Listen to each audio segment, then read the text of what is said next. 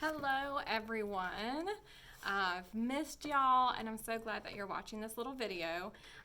One of the things in our life right now is that we just don't really know how long we're going to be apart. What is tomorrow going to hold? We have no idea. We never really do though, do we? So one of the most important things to do every day until we give you a more detailed schedule is to read. Read. Stay active and stay healthy.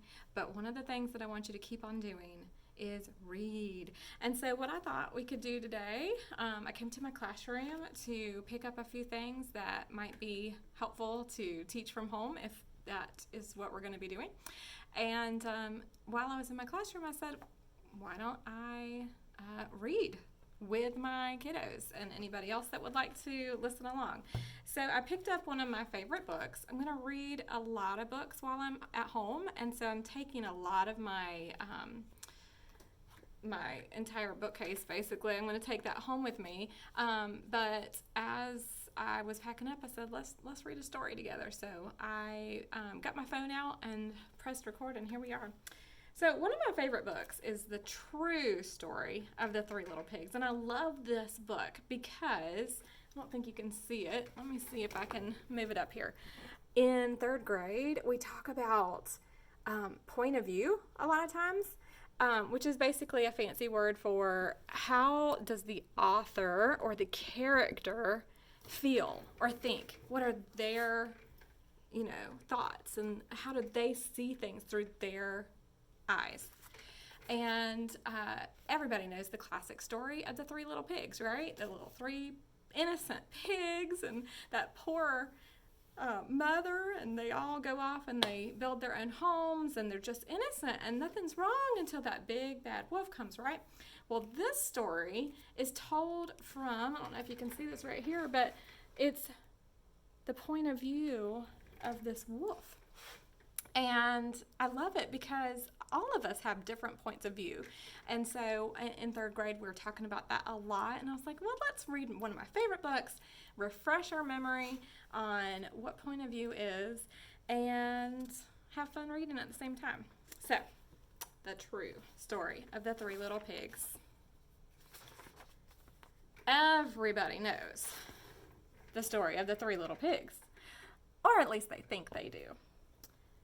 But I'll tell you, I'll let you in on a little secret. Nobody knows the real story because nobody has ever heard my side of the story.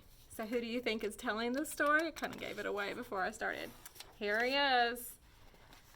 The point of view of the wolf. So the wolf is telling this story.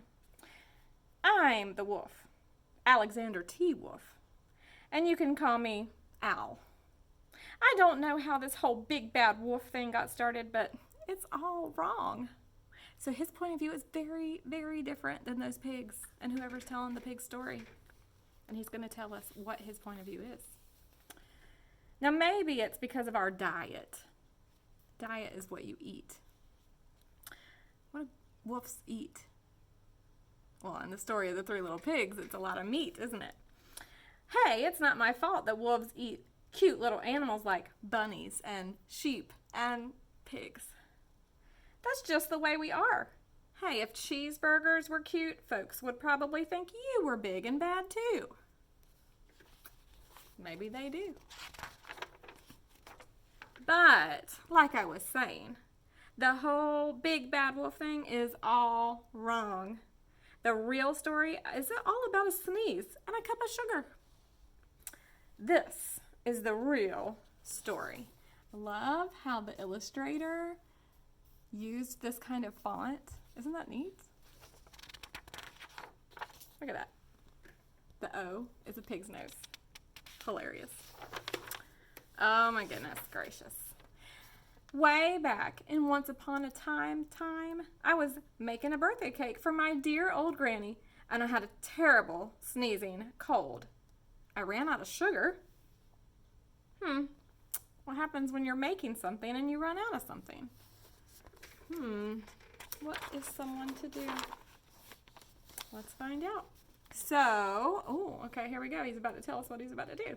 So I walked down the street to ask my neighbor for a cup of sugar. Now, this neighbor was a pig, and he wasn't too bright either. We just talked about this in our class last week, that bright is a word that has two different meanings depending on how you use it. So he's not talking about like the bright sunshine where things are shining. Bright can also be talking about how smart you are. So he said that the pig, his neighbor, is not bright. He had built his whole house out of straw. Well, there's the evidence of him thinking he's not bright. Can you believe it? I mean, who in his right mind would build a house of straw? And there it is. So, of course, the minute I knocked on the door, it fell right in. I didn't want to just walk into someone else's house, so I called, little pig, are you in? No answer. And I was just about to go home without my cup of sugar for my dear old granny's birthday cake. Well, that's when my nose started to itch, and I felt a sneeze coming on, and, well, I huffed, and I snuffed, and I sneezed a great sneeze. Achoo!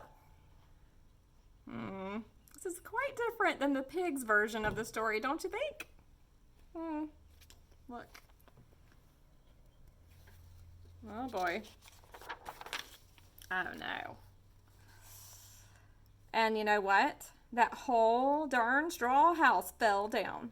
And right in the middle of the pile of the straw was that first little pig, dead as a doornail. He had been home the whole time. Now, it seemed like a shame to leave a perfectly good ham dinner lying there in the straw, so I ate it up. Now, think of it as a big cheeseburger just lying there. So, in his defense, he says that he was already dead, and why waste a meal? Now, I was feeling a little bit better, but I still didn't have my cup of sugar, so I went to the next neighbor's house. This neighbor was that first little pig's brother. He was a little smarter, but not much. He had built his house of, yes, we all know it, sticks. Now, I rang the doorbell on the stick house. Nobody answered. I called, Mr. Pig, are you in? And he yelled back, go away, Wolf, you can't come in. I'm shaving the hairs of my chinny chin chin. Oh, goodness. Now, I had just grabbed the doorknob when I felt another sneeze coming on. I huffed and I snuffed and I tried to cover my mouth, but I sneezed a great sneeze. Achoo! And you are not going to believe this, but that guy's house, it fell into, just like his brother's. And when the dust cleared, there was the second little pig, dead as a doornail. Wolf's honor. Now, you know that food will spoil if you just leave it out in the open. So I did the only thing there was to do. I had dinner again. Think of it as a second helping. Oh, I was getting awfully full, but my cold was feeling a little better. And I still didn't have that cup of sugar for my dear old granny's birthday cake, so I went to the next house. Now, this guy was the first and the second little pig's brother, and he must have been the brains of the family because he had built his house of, that's right, these are the parts of the story that are the same. So I knocked on that brick house. No answer. And I called, Mr. Pig, are you up? And do you know what that rude little porker answered? Get out of here.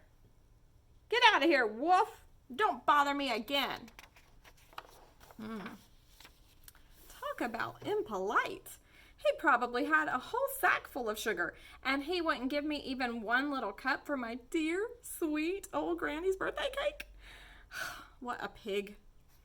I was just about to go home and maybe make a nice birthday card instead of a cake when I felt my cold coming on. I huffed, and I snuffed, and I sneezed once again. Achoo! And then that third little pig yelled, and your old granny can sit on a pin. Yikes.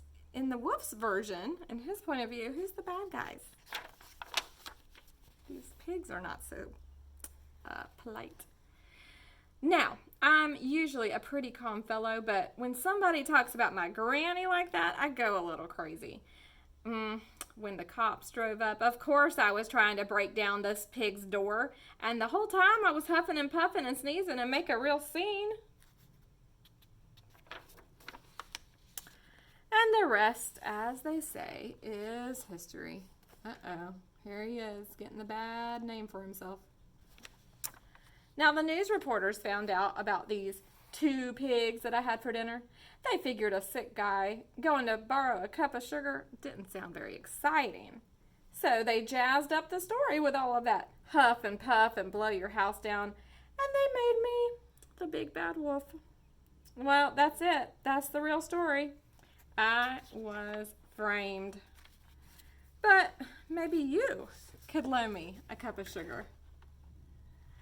So, I love this story. It's a perfect story to talk about how we all have different points of views. And who's to say which one is right? There is no wrong point of view. It's just how people think about things or how you see things through your own eyes, how you feel. So, I know we are feeling all kinds of feelings, and we all have different points of views about what's going on in our world today. And I hope that you try to look at the other people and understand them. One of our habits, our 7 habits, is first seek to understand and then to be understood. I think that's very important. We've got a lot of people saying different things, and let's just all try to understand one another and why we think the way we do, and how we feel is very important. Anyway, I am thinking about y'all, and maybe I'll make this a regular thing, but I just wanted to say hello, happy St. Patrick's Day. I'm sorry that we had to stay away from each other, but hopefully we will see each other soon. Y'all have a good night. Bye.